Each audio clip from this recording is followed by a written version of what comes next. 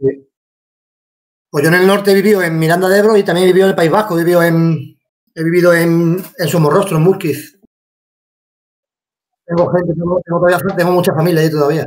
Bueno, yo he vivido más al norte, he vivido en Holanda hasta hace unos meses.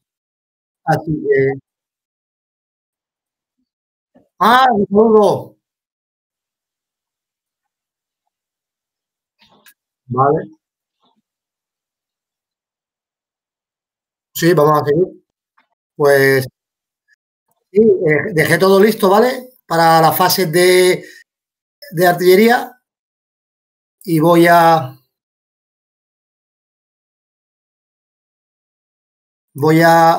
dar la vuelta a la que tengo aquí, que es la única que puedo girar ahora mismo, ¿vale? A la de la 406 división, ¿vale? Bien, pues entonces ya esa fase tal, me voy a la fase de puentes, creo que no me interesa hacer nada. Voy a comprobarlo aquí, si está volando. Aquí. No me interesa nada. Ya cuando tú entres que se huele. Aquí tampoco. No. Vale, pues la fase de puentes, listo. No hay lanzamiento. Fase de movimiento. Me voy a colocar los refuerzos que me llegan bastantes. Vamos a colocarlos.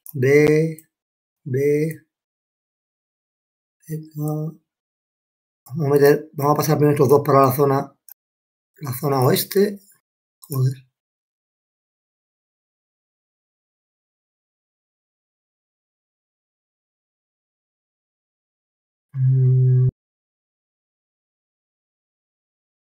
Eso es un coñazo. Joder, al final no arrastra nada más que a uno. A ver.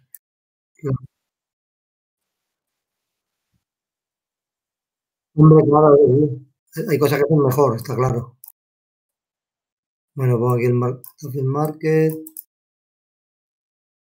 Vamos a mover estas fichas para arriba. Ahora llega un buen reemplazo alemán. Ahora, a ver si metemos un poco de presión a los ingleses que están muy tranquilos de momento, ¿eh? Pues sí, sí, se han colocado muy bien. Han tenido también suerte en los lanzamientos, que no han tenido bajas. Es que... Hola, Pedro.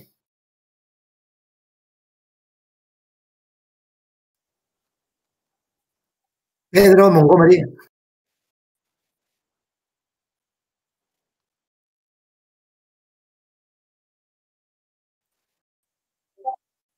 Sí, yo creo que estaba ya, ¿no? Estuvo hablando antes. Está reiniciando, ha tenido un problema o algo.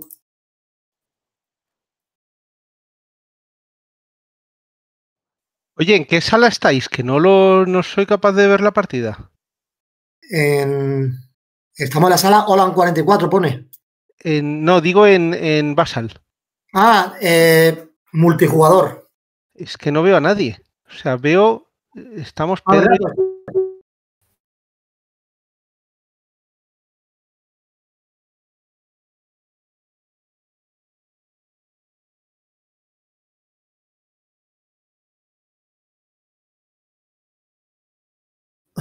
Hola. ¿Me escuchas ahora, Paco?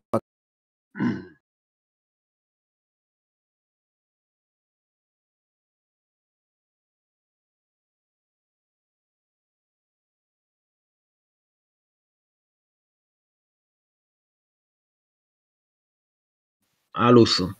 Pero sí que hay cartas que se pueden usar durante el transcurso del turno.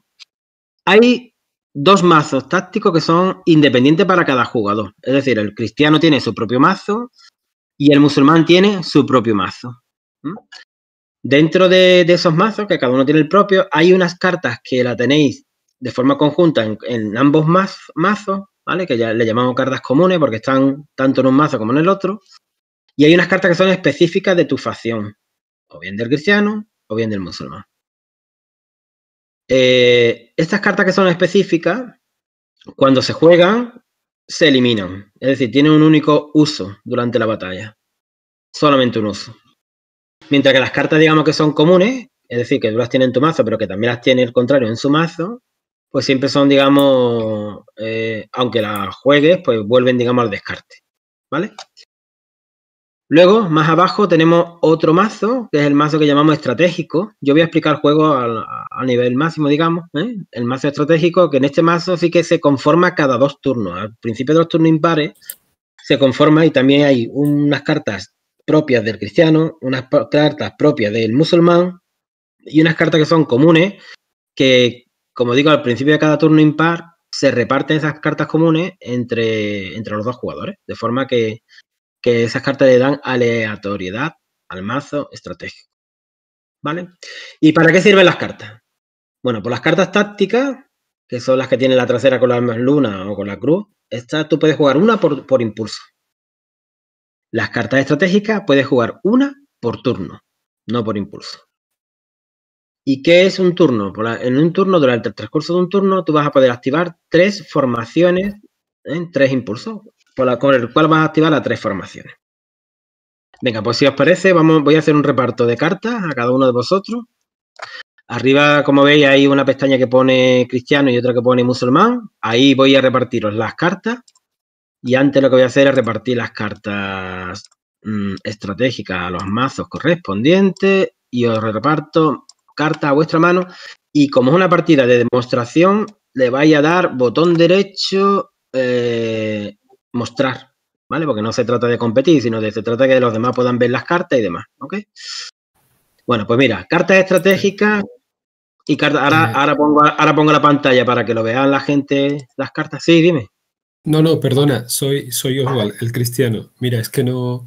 Me has dicho botón derecho y mostrar.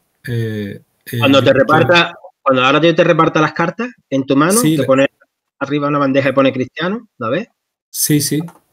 No, sí, la he abierto y veo las cartas, pero no sé el botón derecho. Pero tú has abierto la carpeta que pone cartas, ¿no? No, he abierto... Ah, sí, es verdad, sí, perdón. Ahora, si tienes que abrir la pestaña que pone cristiano y te voy a repartir yo las cartas, ¿vale? Ah, vale, de acuerdo, venga. Y ahora ya, entonces podrás girar. Ahora, vale. ¿Vale? Muy bien. Bueno, pues te voy a dar ahí 4 cartas, que son, digamos, las cartas de tu mano. Sí. Las ves, ¿no? Las ves, si no las giras, si no se las ves, las giras. Perfecto, las veo perfectamente. Y vale. las giro, ¿no? Y en la parte, sí, las giras para que puedas verla, para que la gente la vea, que la gente confirme. Ahora voy a poner a compartir pantalla y la gente vea, diga si confirme si se ve o no. Un momentito, cambio la ventana. Vale, yo creo que se ve, ¿no? Vale, y ahora te voy a dar 2 cartas estratégicas que te las voy a poner en la parte de abajo. Vale. ¿Y tú? ¿Y la giro también? No sé si la gente la ve, a ver que alguien conteste si las ven o no las ven. Sí que las veo, sí. Sí se ven. Vale. Las cartas... Magic, pero...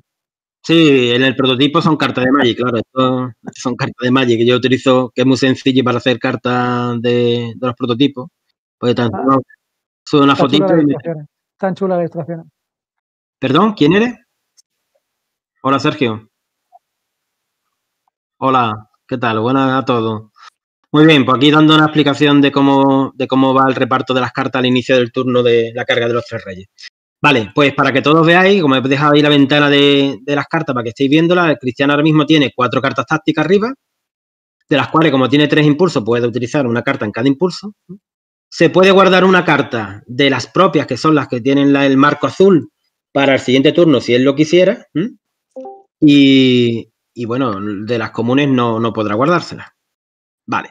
Y las cartas estratégicas, que son las que están abajo, o son propias del cristiano, que son de color verde, por eso se llaman cartas estratégicas cristianas, o son con un fondo blanco que pondrán carta estratégica común, que podría haber tocado de cualquiera de estos 2 tipos.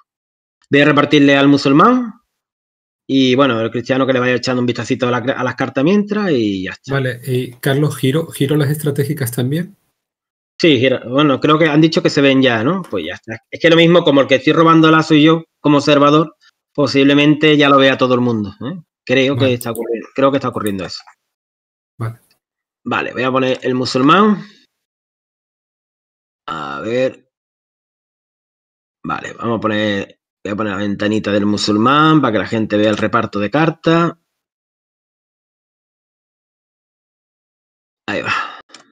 Ahora ven una cosa muy fea que es la bandeja en blanco. Venga, va, pues el musulmán. Le voy a repartir las 2 cartas estratégicas en primer lugar. Vamos a ponerla aquí más grandecita. Coño, no se han ido las cartas. Yo no veo nada. En basal, digo. Ya, espérate. Vale, ya está. Ya está. Ahora, no sé por qué coño se fueron al quinto canal. Ahí va. Vamos a ponerlo más arriba y que se vea más grandecito. Estas son las estratégicas, ¿no? Sí.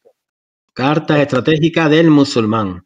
Que pueden ser con el fondo amarillo y pone la leyenda carta estratégica musulmana, o con el fondo blanco si fuera de las comunes. Eso ya es lo que te haya tocado aleatoriamente, ¿vale? Y te reparto 4 cartas tácticas.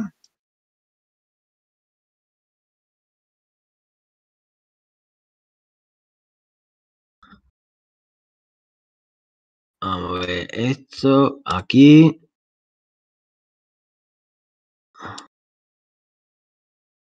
Y una cuarta. Pues, bueno, pues las cartas tácticas las tiene que pueden ser propias del musulmán, que serían de color rojo, o podrían ser de las comunes, digamos, ¿vale? Bueno, pues hoy tenéis unas cartitas en la mano que esas están ahí para vuestra, digamos, para vuestro uso. Vale. Ahora vamos a ir a lo que es la secuencia, digamos, de la partida, ¿vale? De lo que es un turno. Ahora voy a cerrar aquí lo del musulmán, aunque el musulmán puede disponerlo. Voy a cerrar lo del cristiano. Vámonos a la ventana del tablero. Venga. Muy bien. Pues nos vamos a ir. Mira, si los que sois jugadores se vayan a la bandeja que hay arriba pone admin. ¿La veis aquí una que pone ahí administración? Sí. Vale. Ahí, si le dais al desplegable, bueno, tenemos lo típico de los turnos administrativos. Tenemos lo que es el turno 1, es decir, el marcador de turno, ¿vale? Pues nada, vamos a empezar el turno 1. En el turno 1 siempre el jugador cristiano es el primero que va a empezar. Por lo tanto, tiene la iniciativa en el turno 1, siempre, ¿vale? Vale. Luego, vemos que aquí a la derecha y a la izquierda encontramos unos marcadores con cruz y con luna. Voy a mover alguno, ¿vale? Por ejemplo, este de la luna estoy moviendo. Hay 5 marcadores con la luna y aquí hay 5 con cruces, que son, digamos, los 5 marcadores que corresponden a las 5 formaciones que tenéis en el tablero. Si os fijáis en las fichas, la esquina de arriba de izquierda de la ficha tienen el mismo color que el marcador. Blanco, naranja, verde, azul y rosa. ¿Lo veis? Sí. Vale, ¿eso qué significa? Pues que ahora el jugador cristiano va a seleccionar uno de los marcadores estos, el que él quiera, y lo activará. Entonces vamos a suponer que activa la vanguardia, que es el blanco, y entonces lo pondrá aquí arriba, donde pone impulso cristiano. ¿Vale? Vale. La iniciativa está aquí marcando que la tiene el jugador cristiano. Ok. ¿Vale? En este turno, cada turno hay que tirar para la iniciativa, pero en el turno 1 la tiene el jugador cristiano. Entonces el jugador cristiano ahora, de sus 5 formaciones que tiene disponibles, activará 3. Lo normal es que aquí solo haya disponibles 3 marcadores. Lo que ocurre es que el turno 1 es una excepción. El turno 1 no tienes que seleccionar por anticipado las formaciones, sino que las tienes las 5 disponibles. Y cuando hayáis activado 3, que sepáis que las 2 que se quedan pendientes se activarán en el segundo turno, junto con una tercera, que será una de las 3 que se han activado en el primero. ¿Vale? Vale. Vale. Bueno, pues el jugador cristiano va a ser el primero que va a seleccionar una formación y yo, bueno, como el juego un poco así de demostración y lo que queremos enseñar cómo funcionan los combates y demás, si no te importa, Cristiano, vamos a elegir que sea la... Really a summary of just about all the rules there are. There is a PDF of the rule book available. I can bring that up on my screen if I need to, reassure myself by looking up something.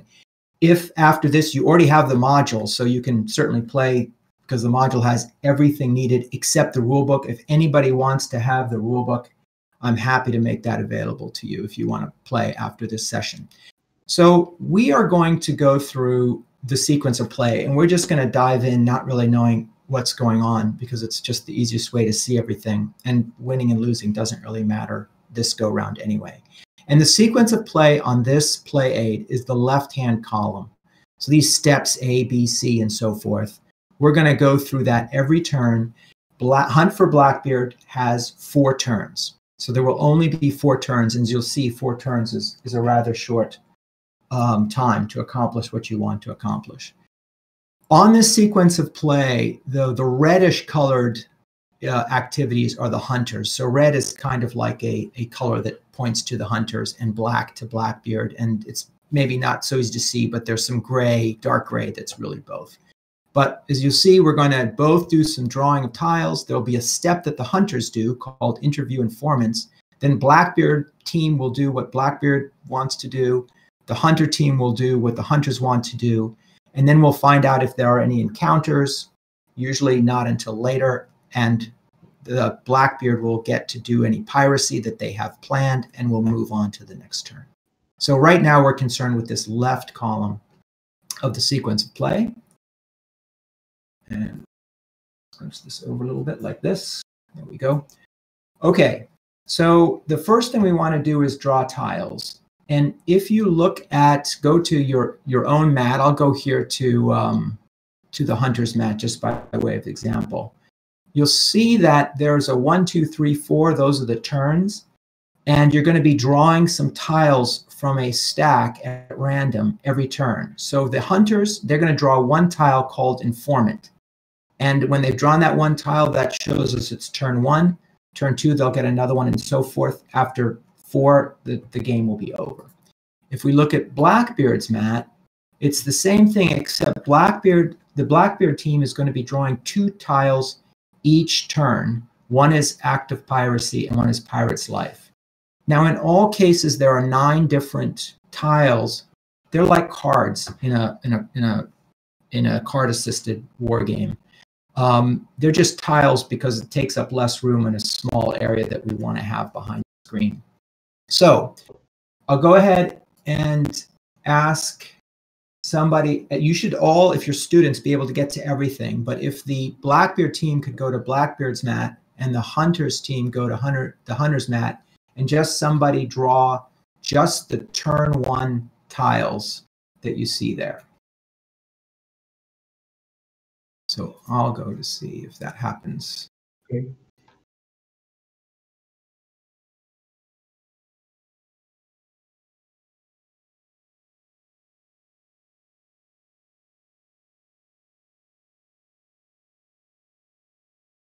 Okay, so I see on Blackbeard's mat, we've drawn 2 tiles for turn 1. That's excellent. Hunters, is one of you able to get to the Hunter's mat and draw an informant tile? Good, there we have one. Okay, so now we're going to back away from that, going back to the sequence of play. And there's a few things we have to do that we only do in the beginning, and we're going to do that now. So you see step A on sequence of play. We just drew tiles. We did that. But there's also turn 1 set, and there's an image there. That image is a block sticker that you would have in the physical game, which is Blackbeard's camp plus his ship. And we're going to have to determine where that is. And then there's a little box to the right, set up 1 loot to take in box, add no cubes. So we're going to do those 2 things now. So this is going to be for the Blackbeard team. So let's all go to Blackbeard's mat and have a look there. So let's do the taken loot. There's this little box, set up 1 loot to take in box. This is just a little administrative step we do at the beginning, because Blackbeard always starts with 5 gold cubes in his purse. That's money, gold, and 1 previously taken loot that doesn't affect the amount of money in the taken loot box. And there is a little pile of loot markers to the lower left. So if I could ask a Blackbeard player, just draw 1 random loot marker and put it in the taken loot box. What it shows is 2 cubes. If you were in the course of the game taking a prize at sea or something that you got basically some treasure, this marker would have given you another 2 cubes in your purse. But this is something you did in the past, so it doesn't affect it. And that's just in case in the future there are some tiles that affect taken loot. So we have to have that as reference. So that step is done. Now comes the more interesting part. Blackbeard needs to decide where to put his camp. And the camp is important because a lot of the missions that Blackbeard is going to try to do can be done in camp. So, for example, and even if you're the hunters, I recommend you go ahead and look into the Blackbeard map just to see. You'll and try not to take advantage of this. But the important thing is that you see what's happening. We see here there's this tile Higher Doctor, this white tile at turn 1 that was randomly drawn. This is a mission that Blackbeard's going to need to fulfill or partially fulfill to win the game.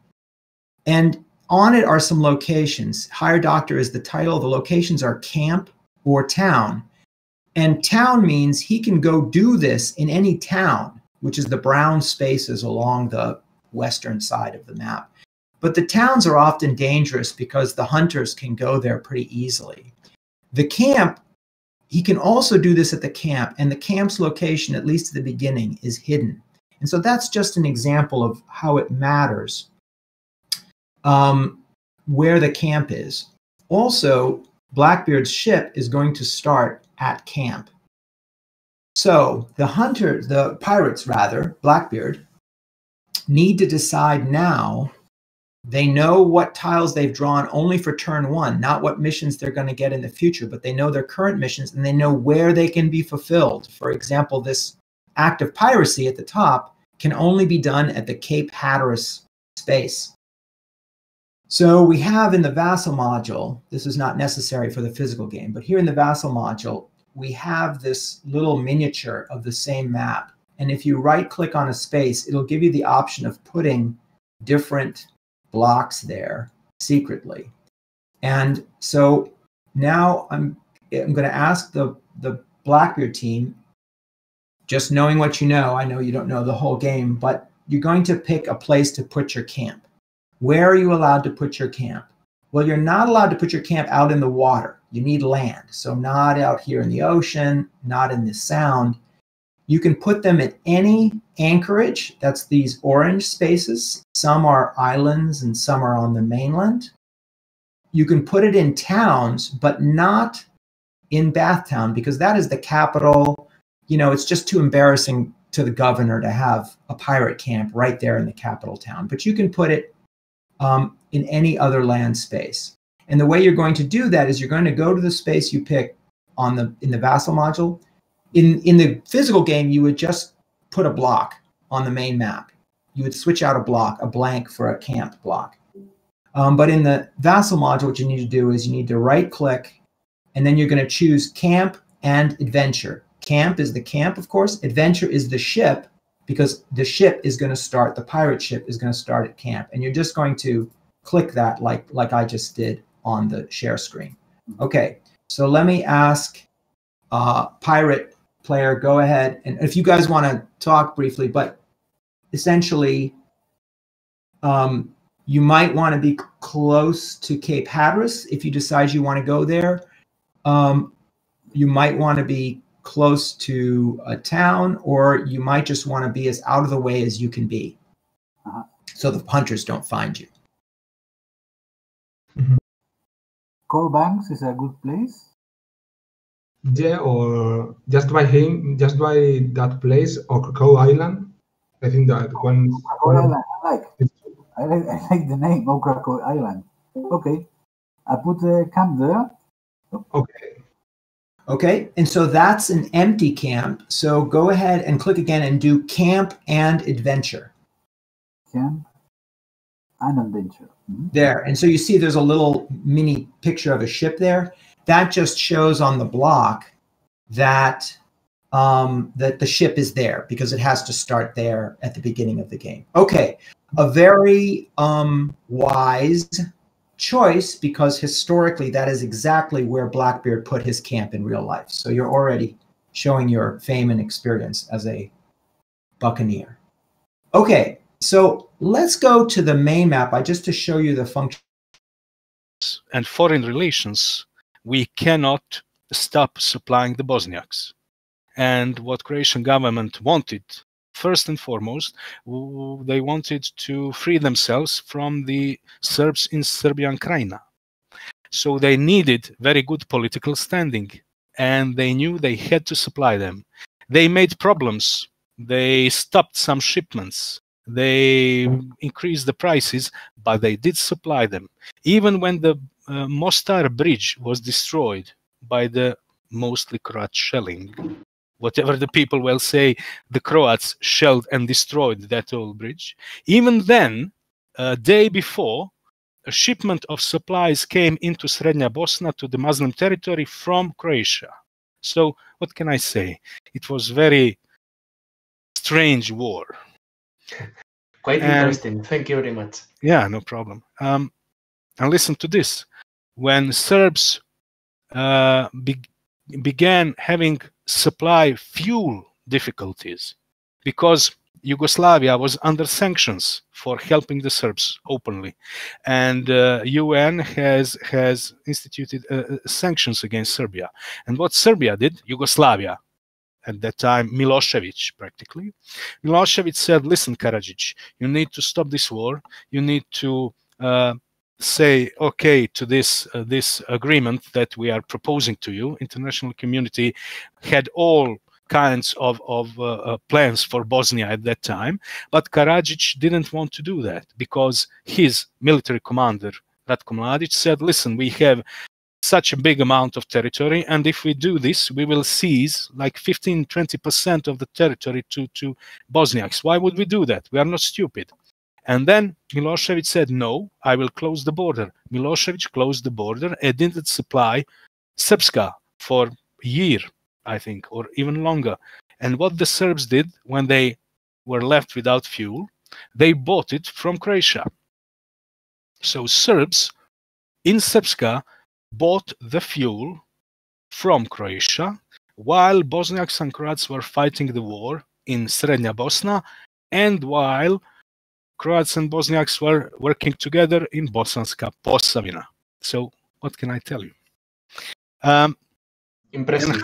And how to model these things in the game. I had many ideas, and I think Cesar even saw in one of the previous versions of my vessel module that I had several different mechanics. I had mechanics for making alliances, for making supply deals, for giving bonuses, for giving negative points if you break those deals. But remember, this is a 3-hour game.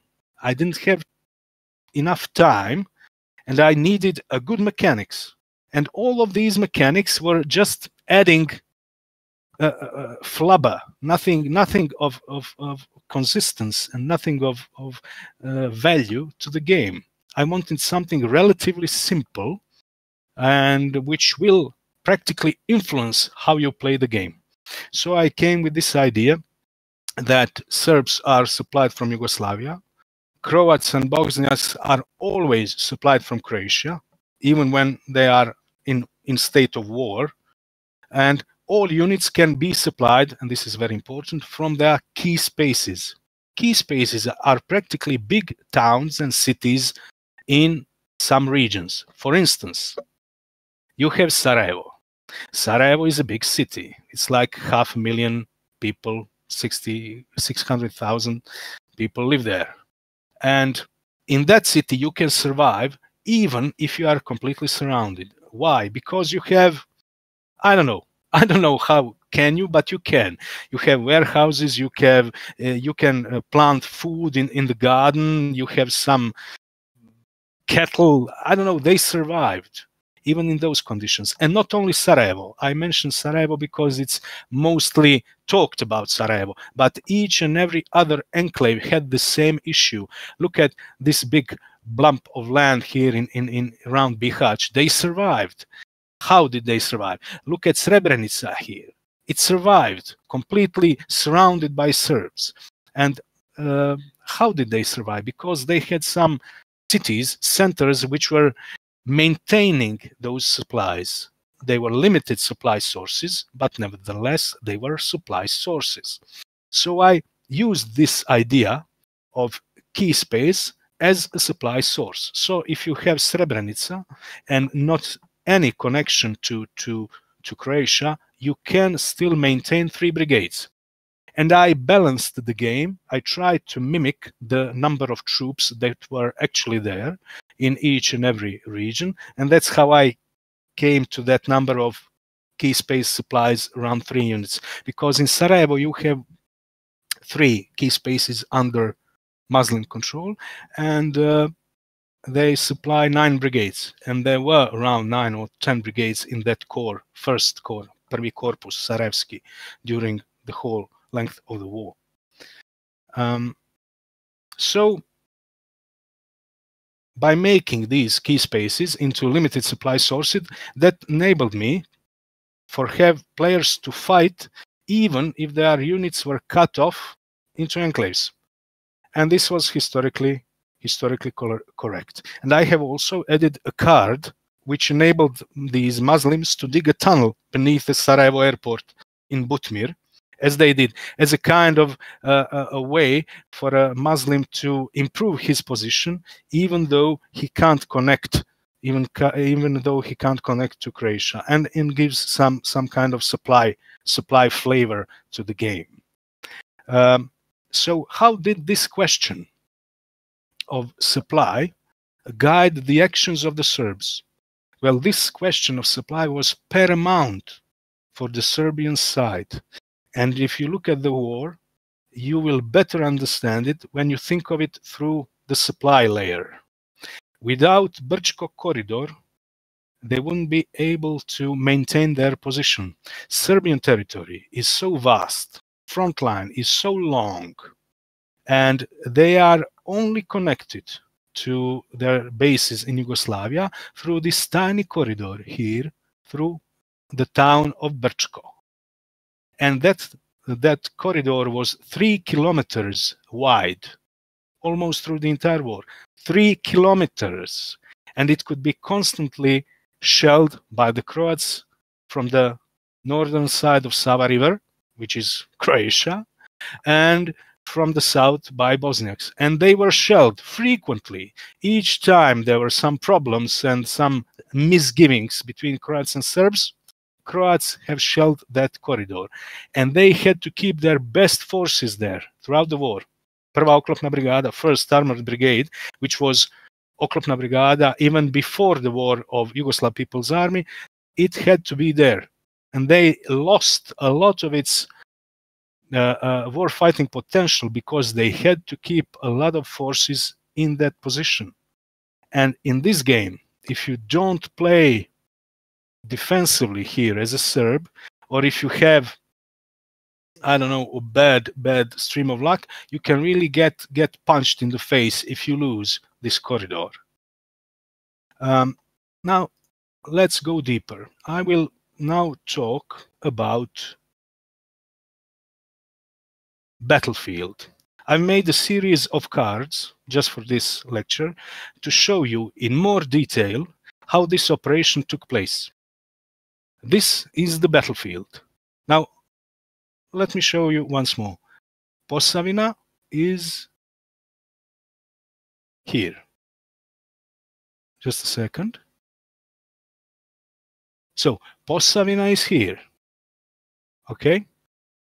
We have Bosanski Brod, which is a town on the Bosniak side, and on the opposite side we have Slavonski Brod. Very interesting. Just take a look. Just a second. Let me show you. Here it is. This is a drone picture from a couple of years ago. This on the left side is Slavonski Brod and the big fortress which was made to stop the Turks, Ottomans, of capturing Slavonski Brod. This Slavonski Brod is in Croatia. Yeah? This big river here is Saba River, one of the biggest rivers, if not the biggest in Croatia, and it divides BiH from Croatia. And this on the right side is Bosanski Brod in BiH. And this is the bridge that connects them. Now, let's go back. So, Bosanski Brod, Slavonski Brod. Brčko, small town on a very important position. And Doboj, a very important town. And here is River Bosna. Now, let's see it a bit better. Okay. Posavina region runs along this Saba River from Bosanski Brod to Brčko down here. On the north, you have Saba River. On the south, you have a low mountainous region rising to about 500 meters, because this is mainly a valley, a low-level valley, which was once, long time ago, a sea, and when the sea subsided, what was left was like a flatlands. And these hills are 500 meters tall at the best. And this river is called Bosna. This is the river from which the country gained its name. And it flows somewhere from around Sarajevo and flows into Sava at Bosanski Shamac here. So Doboj and Shamac practically divide this whole region on the left or western side and this eastern side. West of this line is an area here which is far different from most of other parts of Bosnia. It's not mountainous, it is an open flatland dotted with villages and farms stretching east to Brčko and north to Saba River. And this is an ideal country for mobile operations, and it's got open ground and it's got good asphalt road network. Ethnic composition of this region was very, very mixed. Look, blue ones are Croats, green are Muslims, and red ones are Serbs. As you can see, Bosanski Brod is in control of mostly Serbs. Now, wherever you see a color, it doesn't mean there are only Serbs in Bosanski Brod. No, there are mostly Serbs, like 50% of more, but there are still less than 50% of others. So whenever you see color, it doesn't mean it's clean, clear, homogeneous nation. No, but one nation has a significant majority. Here in Bosanski Brod, Serbs. Here in Brčko, Muslims. In Odžak and Modrića, Muslims. In Gradačac, Muslims. In Derventa, Muslims. They were predominantly working in industry, and those were mainly industrial towns. The region this region had around 320,000 people. And when the census was being made in 1991, it showed the following composition. Now listen to this. Croats were the majority of the region with 42% of population. Muslims had 22%. And Serbs had 28%. So you had around 40% Croats, 20% Muslims, 30% Serbs, and the others were around 8%. So because of that large share of Croat population, Croatian government regarded this region as a key Croatian region in BiH. For Serbs, on the other hand, the importance of this region was in its position. As you've seen before, it was a central part of their supply corridor. Without this region, they wouldn't be able to supply themselves, because Serbian territory was split on two regions, Krajina on the west and Semberija Podrinje on the east. And Posavina was sitting right smack in the middle, populated mainly by Croats. Let's talk a bit about terminology. I will start describing military operations now, so I will use some terminology, some names, and those names are: BiH is Bosnia and Herzegovina. Corridor, of course, refers to this supply corridor. HV is a Croatian army, Hrvatska vojska, which was a participant. Sorry? HVO is a Croatian Defense Council. Croatian Defense Council is a Croat army in BiH. So you have HV, Croatian army, regular Croatian army of Republic of Croatia, and HVO working together. HVO is a Croat army in BiH. You have VRS, Vojska Republike Srpske, the Army of Republic of Srpska, that is the Serbian army in BiH. For those who have played the game, those are the yellow units. VRS, Vojska Republike Srpske. JNA, Yugoslav People's Army, was an important factor at the beginning. Army of Republic of BiH is Armija BiH, Armija BiH. OG is operational group, operativna grupa, and TG is tactical group, taktička grupa. If you have any questions about that, just pop me a question. So Croats HV, HVO, Serbs are VRS, JNA Serbs, and Armija BiH Muslims. It will all be clear to you. And let's start with the first clashes. On January the 2nd of 1992, beginning of 1992, a truce was signed in Sarajevo between the representatives of the Republic of Croatia and Yugoslav People's Army, JNA. The war in Croatia, which started somewhere around June, July, or even May of 1991, a year before, has been so devastating and ravaging that it had to be stopped, and was stopped in Sarajevo on January 2nd, 1992. But that truce brought a pause in the war in Croatia. It didn't stop it, it just paused it for a while, for a year. And in that time, that allowed Yugoslav Army JNA to create the Serbian army in BiH. In the months to come, in February and March, there were growing tensions in BiH, and the war erupted throughout the country in April, with the killings and capturings in Bijeljina, in Sanski Most, in Prijedor, all over the place. But in those couple of months, what happened? Yugoslavia realized that everything's gonna split. BiH is gonna probably also leave, and Serbs wanted their independence from BiH, and because most of the officer elite that were in JNA from other populations other than Serbs have left JNA. JNA was mainly left with Serbian officer cadre, officers, and that helped in creating the Army of Republic of Srpska, Vojska Republike Srpske, by just renaming the units of Yugoslav People's Army, which were already situated in BiH, renaming it to the new Serbian names.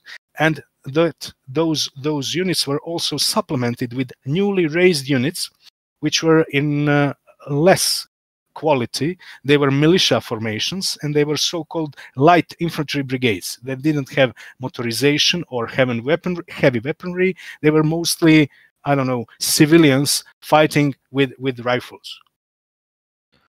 One question, Tomislav. Were the Yugoslavian army units mixed ethnicity? I mean, one brigade was mostly Serbian, not just the officers, but also the soldiers. Yes, they were all mixed. They were all mixed. But what happened in 1991, when the war in Croatia started, all the Croats left Yugoslav army, and Slovenians as well. Croatian officers just said, goodbye, I'm off. Some of them went to pension, some of them went to Croatian, most of them went to Croatian army. Some pilots just took the MiG-21s and flew to Austria just to run away. So after 1991, you didn't have Croats or Slovenians in that army.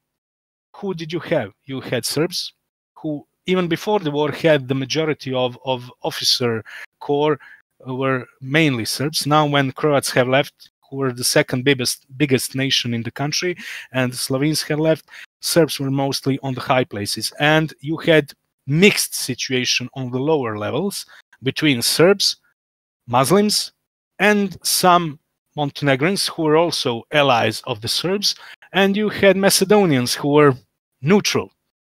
So mostly Serbs stayed, and those who were Muslims in 1992 also left Yugoslav army to join the new territorial army of the Bosniaks. So practically Serbs were only ones that left in that army.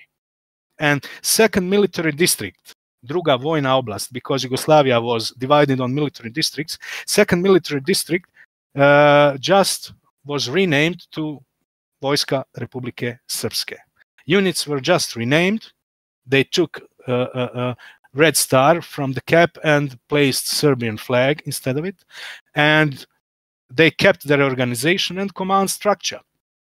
That happened in April and May, because at that time there was a pressure of the foreign powers, foreign attitude track in the game, that all people who are not from Bosnia must leave Bosnia.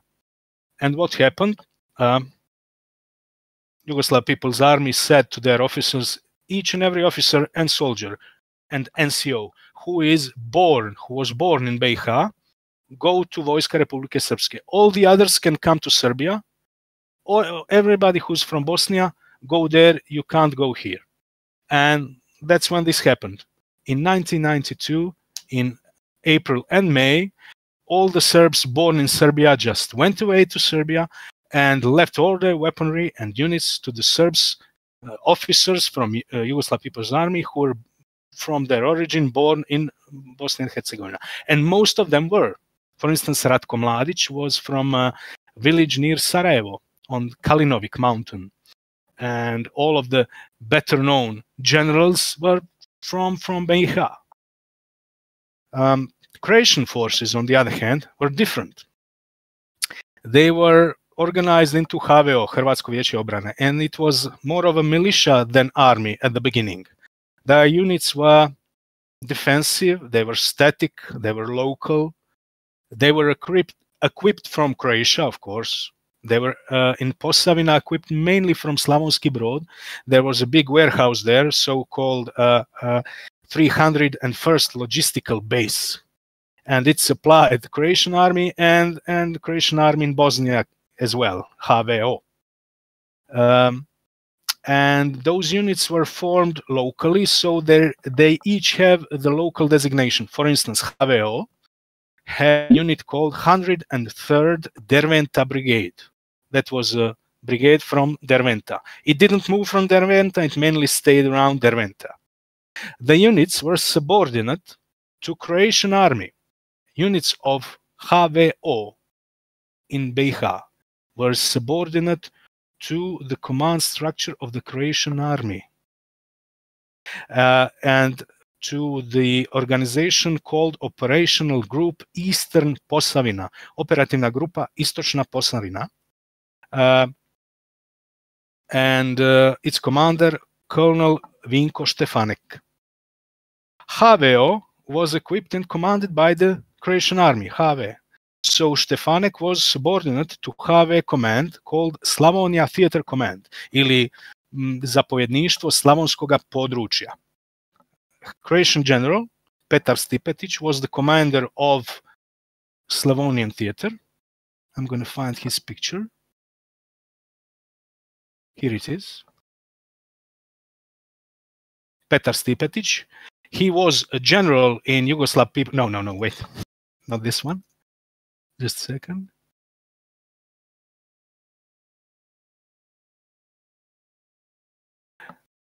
Petar Stipetić.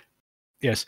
He became later chief of staff, highest ranking general in the Croatian army. And he was a general even before in Yugoslav People's Army. He was chief of operations for Zagreb district until 1991, when he said, no, I do not want to be in Yugoslav People's Army anymore. I will be in Croatian army.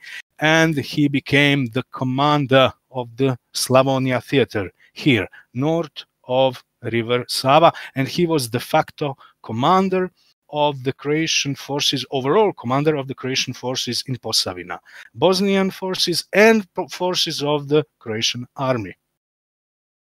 that was the situation with Croatian army. So what happened?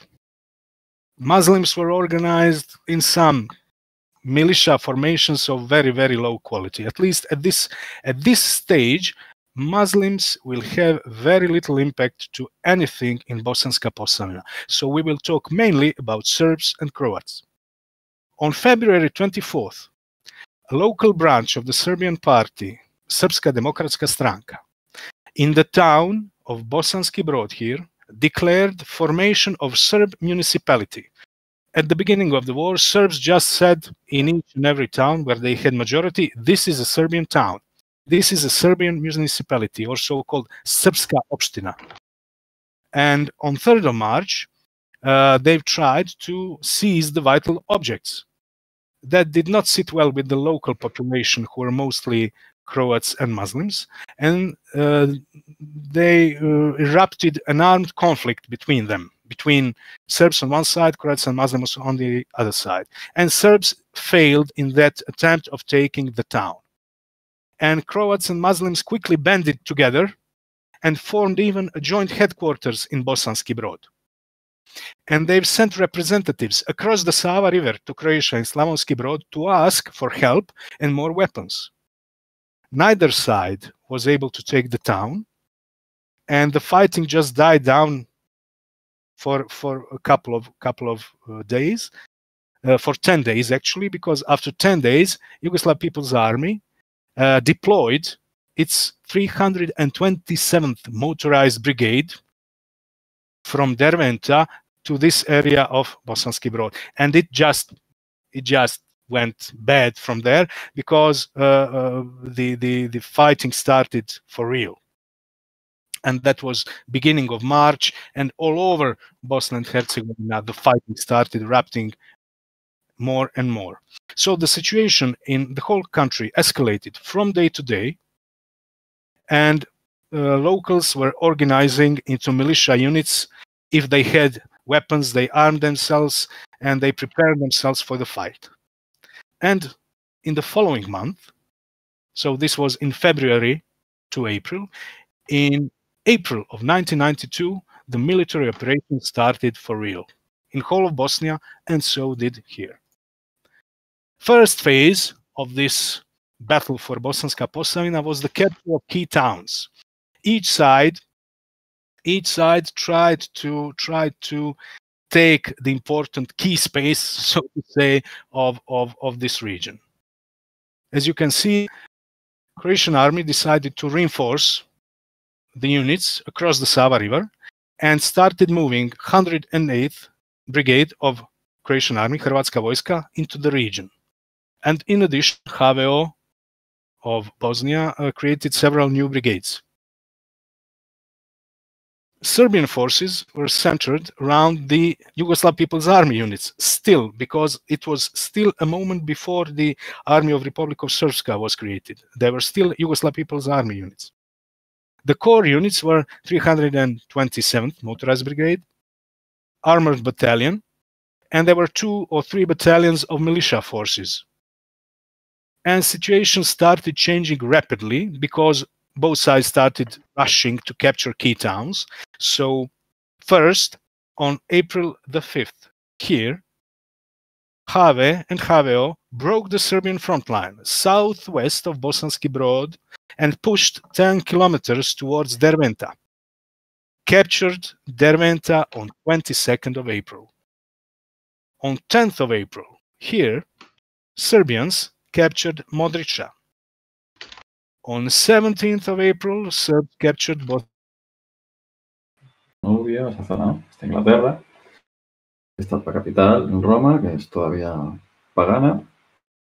Hay una ficha de ejército romano. Y más o menos este es el despliegue. Aquí está todavía Persia en el mapa. Bueno, pues se juega el juego con estas fichitas, cada aquí en unos cubiletes, y con estas que hay aquí, que son los territorios que vamos a ir obteniendo aleatoriamente una vez que vayamos explorando, descubriendo el mapa. ¿Vale? Sí. Hola. Hola. Vale. Pues estamos haciendo un poco una explicación del juego La Misión, que como decíamos es el que nosotros, la marca HQ, vamos a traducir durante este año y al castellano. Y bueno, ya va a entrar en producción de traducción en breve. Os animamos a los que no os hayáis metido todavía en el programa de reserva para entrar, seguir animando el programa. Faltan todavía unas pocas unidades hasta llegar al P150 que hemos planteado, pero bueno, poco a poco se va consiguiendo y yo creo que aquí con la bellota se aumentará más el número todavía. Vale, sigo explicando el juego, como digo, está dividido en una serie de fases. Hay una primera fase histórica que lo que hace es ver qué eventos históricos ocurren en el juego tal cual te lo plantea la secuencia del tiempo que os he enseñado antes, aquí, en esta tabla. Todos los colores, era una época diferente. Entonces ocurren cosas históricas, por ejemplo, la llegada del Islam o la cristianización del Imperio Romano, etcétera, etcétera. Luego hay una fase secular donde se resuelven una serie de eventos automáticos y aleatorios cada turno, donde las hordas que luego se verán en el mapa pues van avanzando por el tablero y se utilizan estas fichas de aquí, las cuales se obtiene dinero todos los turnos y también pues ocurren cosas como herejías y cosas así. Luego pasamos a la fase religiosa, que es donde se aplican las acciones del jugador, ¿vale? Entonces, como podéis ver, explicadas, tienen un coste económico, la mayoría de ellas. Hay más, un montón de ellas. Algunas no se pueden hacer en cualquier turno, sino que se van añadiendo según avanzas en la secuencia histórica. Una fase de mantenimiento al final del turno, donde bueno, se resetean una serie de marcadores y se ve se ha terminado, se ven los objetivos, etc. Se ven las apostasías, que luego explican lo que son. Ya está. ¿Vale? Lo mejor es que lo veamos sobre la marcha. Entonces, ¿qué ocurre al principio? Pues verifica que haya una era nueva en el juego, como acabamos de empezar, pues estamos en el turno 1, no hay nada que cambiar. Acabamos de crucificar los romanos, han crucificado a Jesucristo. Y ya empieza la cosa. Más, veis hay una serie de fichas, estas, que son las herejías. Me van a fastidiar bastante durante todo el juego. Llegan todos los turnos. Todos no, llegan durante algunos de los turnos del calendario y se van añadiendo a esta tacita, que ahora solo tiene 3, pero luego irá teniendo más, ¿vale? Y cuando el juego diga, haremos una colocación aleatoria de esas fichas en el mapa. Ahora mismo podéis ver que hay una, aquí hay otra. Han salido así en este despliegue de esta partida, pero cada partida puede ser diferente, puede ser en otro sitio. Contra las herejías, pues los apóstoles tendrán que luchar contra ellas, porque lo que hacen es básicamente que los territorios, cuando tú los conviertes, por ejemplo si estaría cristianizado, si pagano, si una herejía permanece en un turno y no la has eliminado, el territorio cristiano vuelve a ser pagano. Y los puntos de victoria finales se consiguen principalmente por los territorios cristianos que tengas en el último momento de la partida. Pasamos entonces a la fase secular, que es tener se llaman un wafer, ¿vale? Se coge aleatoriamente una fechita, que es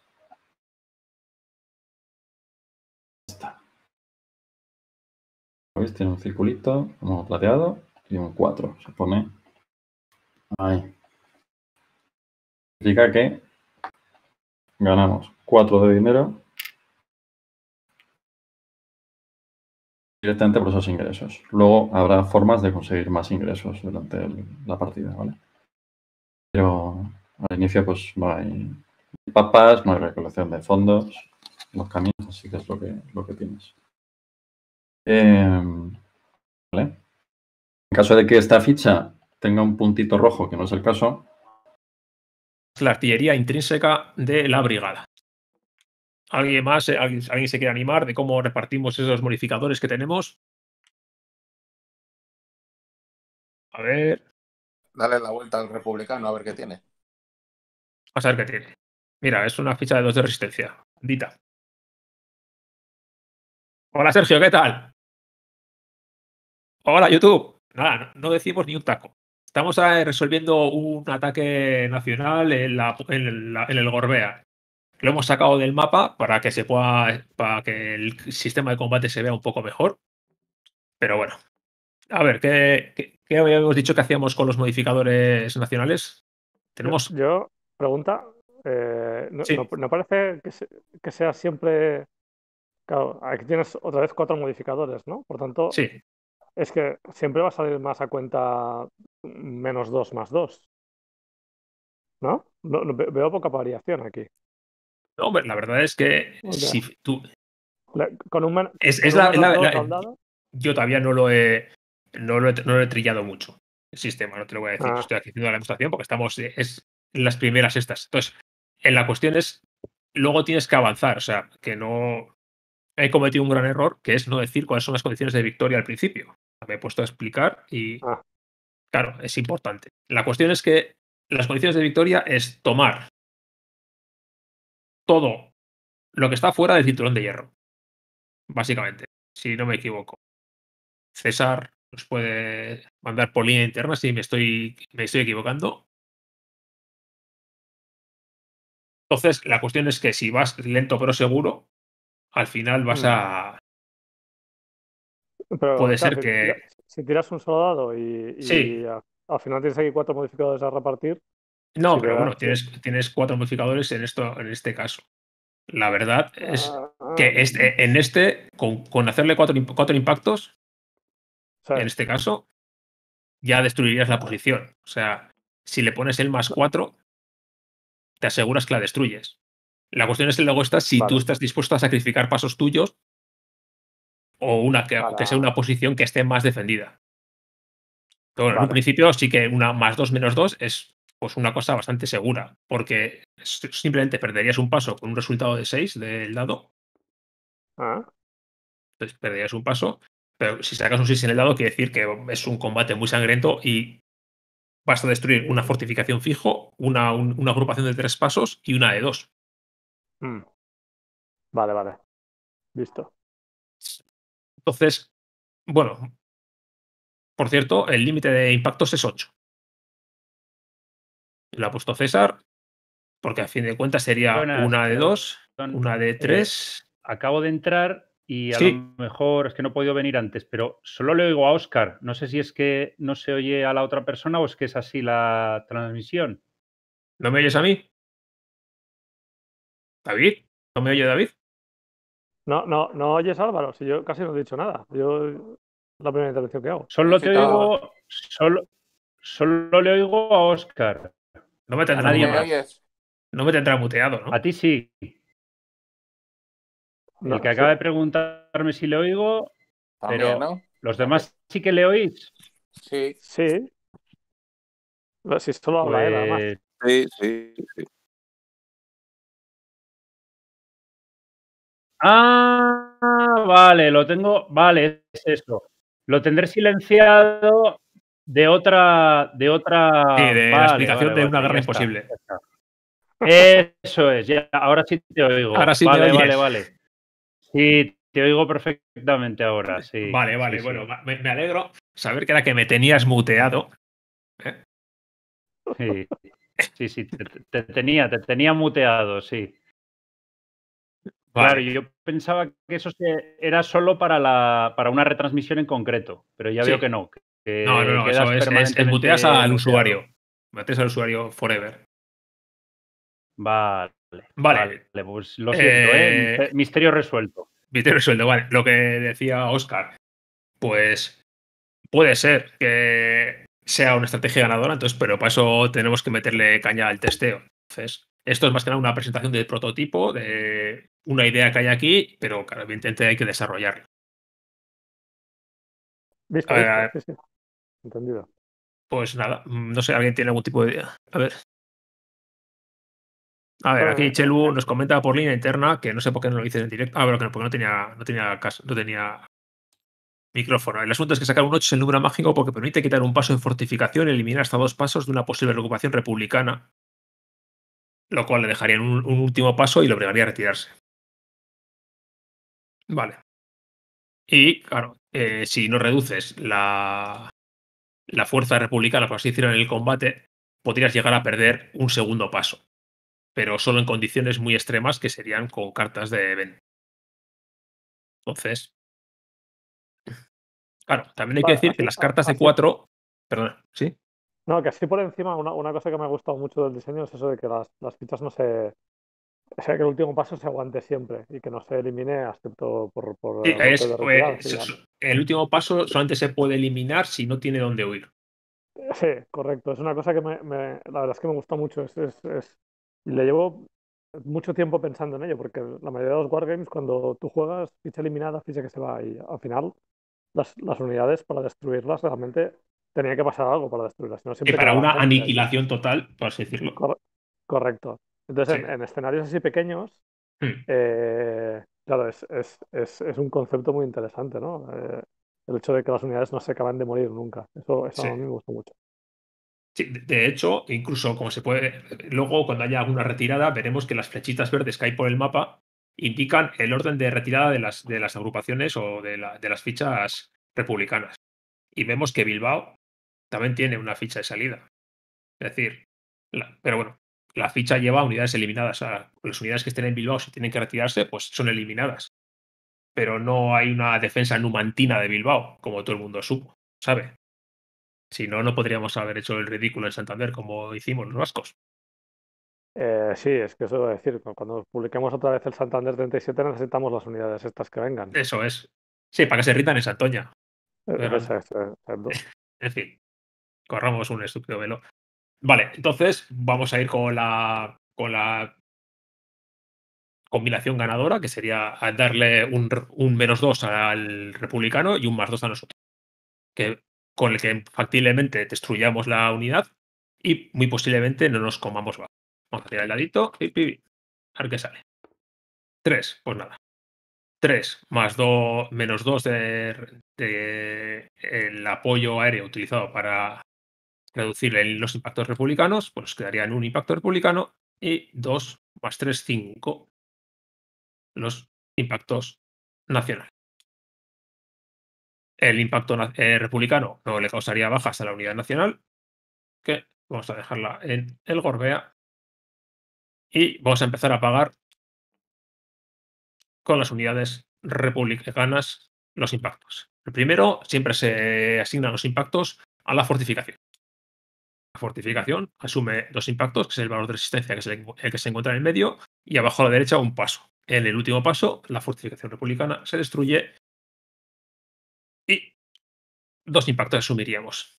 La agrupación de dos pasos republicana tiene una resistencia de 2, asumiría 2 impactos, sería eliminada y sacaríamos una agrupación de un paso republicana. ¿Qué pasa? Que las agrupaciones de un paso están obligadas a retirarse. No se comen bajas, como bien has dicho antes, Oscar. Entonces, habría una retirada. Entonces, se retirarían siguiendo la flechita verde. No hay mucha más opción tampoco por aquí. De Gorbea se irían a Orozco. Y nos encontraríamos con la situación en la que hay 2 agrupaciones de un paso republicano.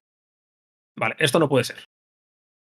Entonces, esas 2 unidades republicanas se fusionarían como Goku y se convertirían en una agrupación de 2 pasos. Y estas volverían a disponer. La unidad nacional está en el Gorbea campeando, consiguió vaciar, luego se podrá marcar con control nacional.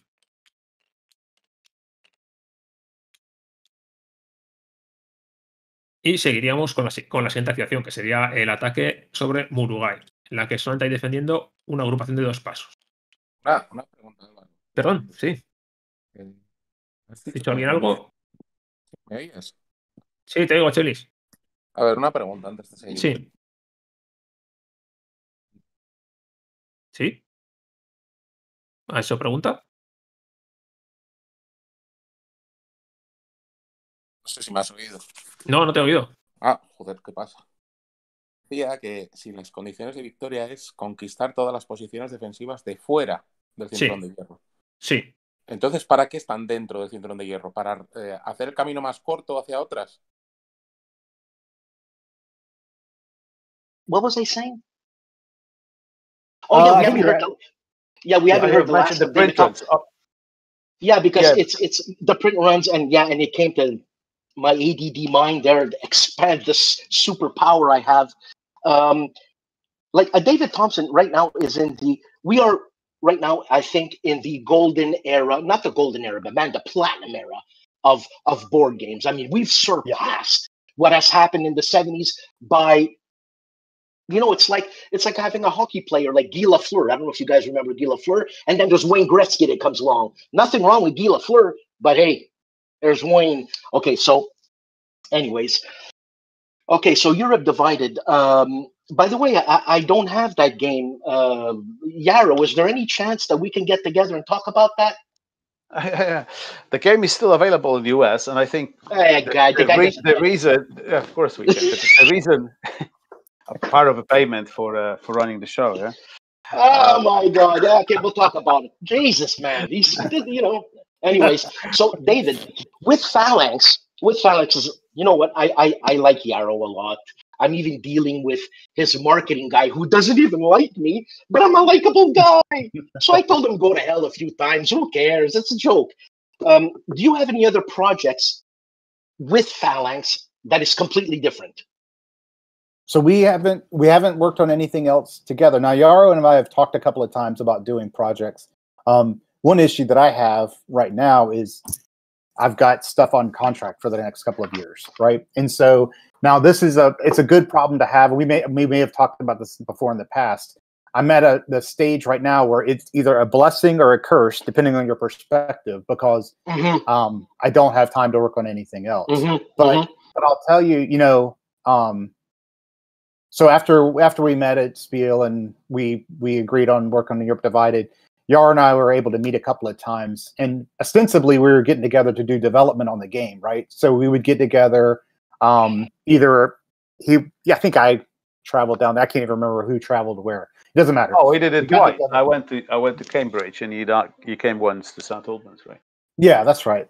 So we each traveled, and the good thing about that is, and I know this will resonate with you, Dan, is it's going to sound cliche, but it's really like Yar and I just would get together and we would talk about the game for a while, and then we would just hang out and chat, right? And so personality, like building up friendships with people, is more important than having a game project, right? So if Yara wants to work together in the future, if I have a game, I'm definitely going to pitch it to them if it's a good fit. So right now we technically don't have anything, but I'd be more than happy to have another game with Phalanx for sure. Oh yeah, that's mutual, of course. Yeah.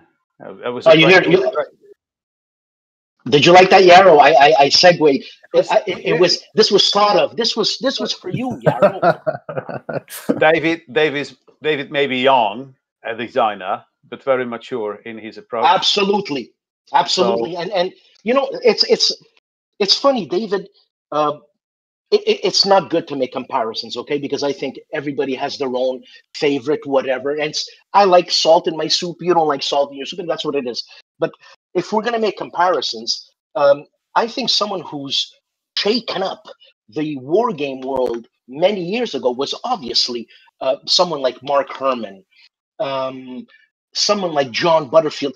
You know, great minds, different stuff. John Butterfield more on the solo aspect, which what a godsend, and Mark more on the CDG multiplayer, whatever. At least I think you're making waves like that, man. I think you're making waves now. That's the same way Mark Herman, John Butterfield, Richard Berg. I think that, I don't know, Richard Berg was different, but I'm Mark Herman. That's what you're doing to me, man. You're becoming a fixture on my shelves, man, which is a great thing. And I asked Mark, because he's been on my shelves so many years in my life, I've known him. I asked him if I could call him uncle, and he said yes. Now, can I call you cousin? Yeah, you can call me whatever you want, man.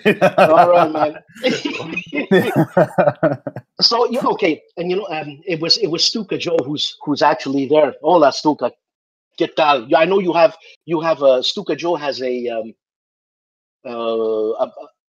he's gonna talk about a CDG method, if I'm not mistaken, about an hour. So, today, and I'm filming video. He's filming his okay. And that was David. And hello so to Stu, everybody. hey Stu, so we've never chatted before, Stu, but that was the recently announced. GMT is publishing your solo method, correct? Correct. Yeah, that's awesome. Congratulations. Joe, is that you? It's me. Oh man, it sounds like. Yeah, it didn't sound like you. It sounds like you're eating Serrano ham. Man. Anyways. No, that's awesome. That's awesome. So, David, so you have a relationship. You have a relationship now with DVG. You have a relationship, and I'm talking about like close relationship, friendly, and with Yarrow. I guess Yarrow's Phalanx Games would be considered a European publishing company, right? Yeah. Are there any other companies? And I don't want to belittle anybody, but are there any other companies that you have a friendly relationship with as such? I mean, again, this sounds a little cliche. Like every company I have a different relationship with every company, right? So, Yarrow and I, so obviously I have a contract in the game with Phalanx, but I'm much closer to Yarrow than anybody else in the company. And that's, we'll get into when we're working on something or we're chatting on Facebook, you'll see flurries of chats going between us, or when we got together, and I think we're kind of kindred spirits in some of our sensibilities and interests and stuff like that. I appreciate Mark Wooten, who's the lead developer for War Chest at AEG, did a fantastic job on some of the stuff there with that game.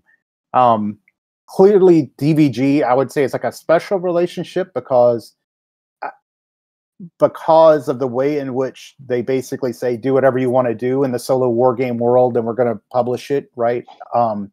Now, the other, I guess, Osprey for sure, right, with Undaunted, hugely, the two lead developers for that game, I have a super close relationship, mostly because that game consumes my life, right? So I would say 70% of all design work I do goes towards Undaunted because it's the one that's been ridiculously successful and demands attention, right? Now, does Undaunted, that title now, does that Undaunted now belong to Osprey, or can you take this Undaunted and go elsewhere? I mean, so I can't take Undaunted, right? They own Undaunted, and they own that as a series of games. Now, technically, like the mechanisms, I could do with it whatever I want. And so, if you look at like games like War Chest, and I've got a game coming out called Dire Alliance, those games share DNA with Undaunted.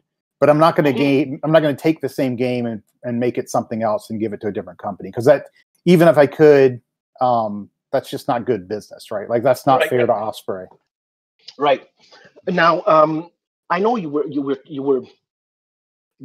creating a game, and I don't know if I should mention it. I know I mentioned it once. Blah blah blah. Can I mention it? I don't know which one we're. I'm not sure. It has to do with someone looking into a scope. Oh, Sniper Elite. Yes. Yeah. Who's publishing that? That's Rebellion. So they're another UK-based company, right? But that's an IP, though. That's an IP. Mm-hmm. Yeah, Right, it's a right. board game adaptation of a video game. That's right.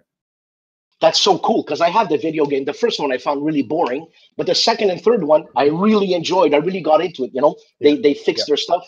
And is it miniature based? Yeah, there will be miniatures. I mean, it's funny. I don't consider it a minis game, but there are minis that represent the bad guys on the board, right? I mean, it could have been in tokens or whatever. It doesn't have to be minis, but it is. Yeah, that's what's in it. Now, it's funny. I don't know Europe Divided very much. Is it a minis type game, Europe Divided, or is it like a cube card game? So yeah, so the components for it are pretty. You know, if you look at my games, typically I'd like minimalistic games, right? Not tons and tons of bits everywhere. And so we represent military presence by just tokens on the board, like pawns on the board. Influence are represented by dice, right? That you can rotate to what position of influence you have. And there's just a few other components like money, the cards themselves, etc. So it's not minis. Let me see if I have the components here. I can show you. And who was the artist? So the actual armies, quote unquote armies, are little like diamond-shaped stars for the NATO, and then red stars for the Soviets. Okay. Yeah. Who was the artist for the box cover? Oh, I don't know that offhand. Yaro, do you jump in and save me?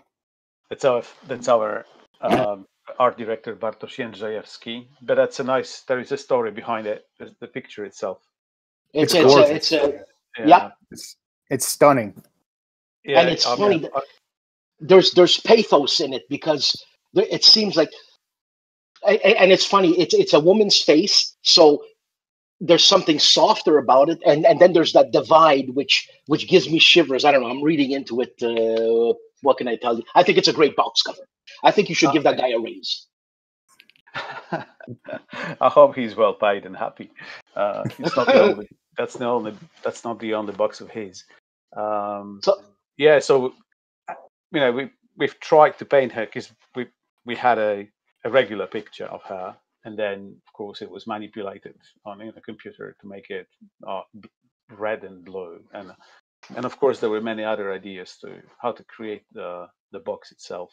One was with the first concept was actually with the building that has been shot, like remember Sarajevo kind of building? Yes, do I remember I remember Sarajevo flats, and then I think that the concept that the windows in the building are like eyes was kind of striking to us. And then when we saw this face, we thought that's the one, because her eyes are telling so much of a story.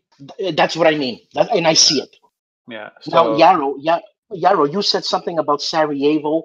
Now, why don't you have a Sarajevo game? I see that subject fitting into phalanx. Actually, I think this is the most interesting part about Europe Divided is what it covers, and that's why we had such great conversation with David when we met, because I am originally from Central Europe, so this is where all this stuff is taking place. That's close to my heart. Secondly, I've been a journalist in the times of Yugoslavian civil war, so that was my daily broadcast on the radio and a newspaper. So I basically wrote about it and talked to people about it, and I was kind of an expert myself.